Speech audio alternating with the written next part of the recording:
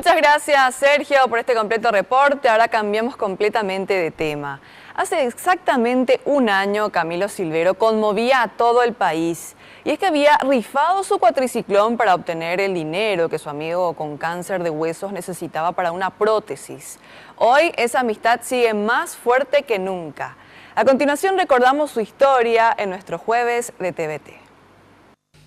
Tras la campaña solidaria que inició a través de Facebook, Camilo había logrado recaudar casi 60 millones de guaraníes. Se necesitaban 44 millones para adquirir la prótesis que su amigo Derlis González precisaba y no dudó en ofrecer como premio el cuaciclón que tanto había anhelado tener.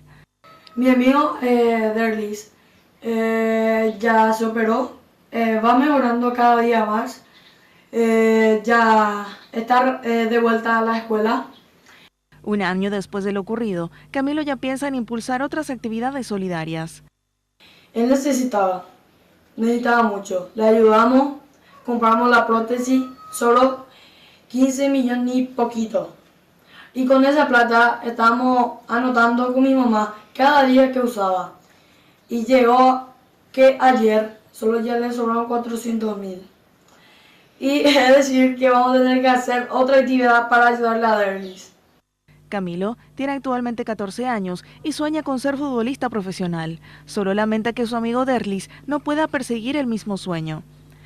Y lamentablemente Derlis no podrá más jugar fútbol porque el doctor le dijo así que no puede más jugar. Mientras Camilo sigue pensando en realizar actividades a favor de Derlis, este sigue sus tratamientos para combatir al cáncer de huesos, siempre con el apoyo de su amigo. Espero que te recuperes el 100%, sos un niño fuerte, aguantaste todas las operaciones, las quimioterapias. Te mando un fuerte abrazo y fuerza para tu estudio de hoy de la tomografía. Fuerza.